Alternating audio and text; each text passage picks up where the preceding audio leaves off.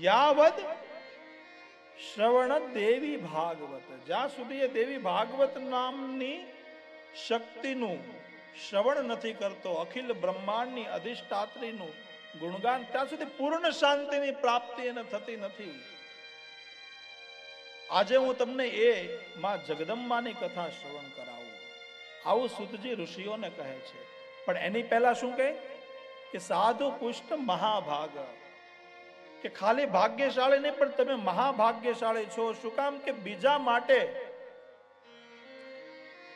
તમે આ પ્રશ્ન કર્યો છે, લોકોનું હિત કઈ રીતે થાય એ માટે તમે આ પ્રશ્ન કર્યો છે.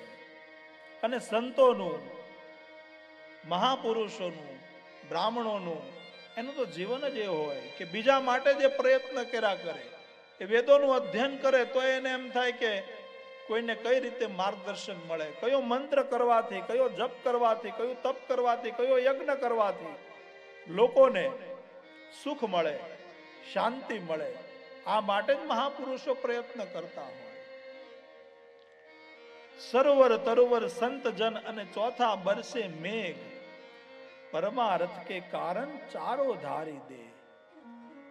સરોવર, નદીઓ, તળાવો, કુવાઓ એ પોતે પોતાનું પાણી કોઈ દિવસ પીતા નથી. નદીઓ પોતે રે પોતાનું જળ નથી પીતી રે. ઉપકારી એનો આત્મા, એનો ઉપકારી આત્મા છે, પરોપકારી આત્મા છે, બીજા માટે છે.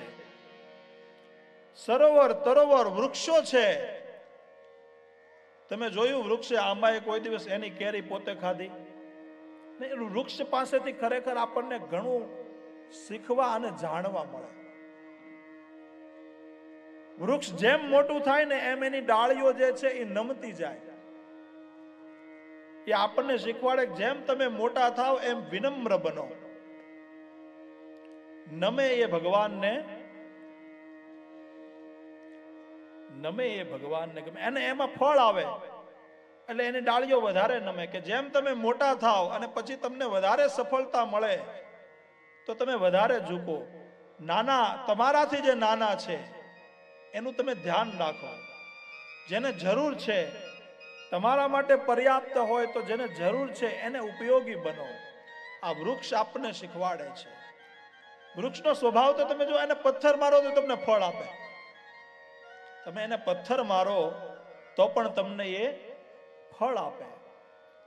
ભાવનગરના રાજા કૃષ્ણકુમાર સિંહ આપણે ત્યાં થઈ ગયા. એક વખત કચેરી ભરીને બેઠા હતા, એમાં એના માથા પર, એના કપાળમાં એક પથ્થર આવ્યો અને લોહીની ધાર થયા. સત્ય ઘટના છે. એટલે સૈનિકો દોડ્યા કે રાજાને કોણે પથ્થર માર્યો? આવી હિંમત કોની? ત્યારે સૈનિકો દોડી અને બહાર ગયા તો એક માણસ બોરડીનું ઝાડ હતું, એમાં બોર હતા, એને પથ્થર મારતા. એટલે સૈનિકો પકડીને એને લાવ્યા કે રાજા, આ છે તમને પથ્થર મારનાર, તમે આજ્ઞા કરો, તમે હુકમ કરો એટલે આને સખત સજા આપીએ. રાજા કે સજા તો આપણે, એના બહુ દયાળુ રાજા હતા. કૃષ્ણકુમાર સિંહ જે છે, આપણે ભારતનું રજવાડાનું એકત્રીકરણ થયું ત્યારે સૌથી પહેલા રજવાડું આપ્યું હોય તો કૃષ્ણકુમાર સિંહ આપ્યું. જ્યારે સરદાર વલ્લભભાઈ પટેલ એકત્રીકરણ કરવા માટે નીકળ્યા, એક ભારત કરવા માટે નીકળ્યા, અને ભારત તો ભારત છે. ભલે માણસ વિદેશમાં ગમે ત્યાં રહેતો હોય કે એની ત્યાં જન્મ પણ ભલે છોકરાનો વિદેશમાં થયો હોય, પણ એની અંદર ભારતનું ડીએનએ છે ને એ જ મોટું ભાગ્ય છે. કેમ કે ભારત જે છે ને એ યોગ ભૂમિ નથી પણ યોગીઓની ભૂમિ છે. અહીંયા જે છે એ કોઈ દિવસ આપણે કોઈ મોટા માણસની પૂજા નથી કરી, પણ મહાપુરુષની પૂજા કરી છે. અને મહાપુરુષ કોને કીધા છે? જેણે સમાજ માટે કંઈ કર્યું છે, જેણે સમાજ માટે કંઈ, જેણે ત્યાગ કર્યો છે. ત્યાગે સો આગે. જે ત્યાગ કરે એ જ મહાન બની શકે. એટલે ભારત જે છે એ તો આખી અદ્ભુત ભૂમિ છે. जहाँ सत्य अहिंसा और धर्म का पग पग लगता डेरा, ऐसा भारत देश है मेरा, ऐसा भारत देश है मेरा, जहाँ डाल डाल पर सोने की चिड़िया करती है बसेरा, वो भारत देश है मेरा, ऐसा भारत देश है मेरा।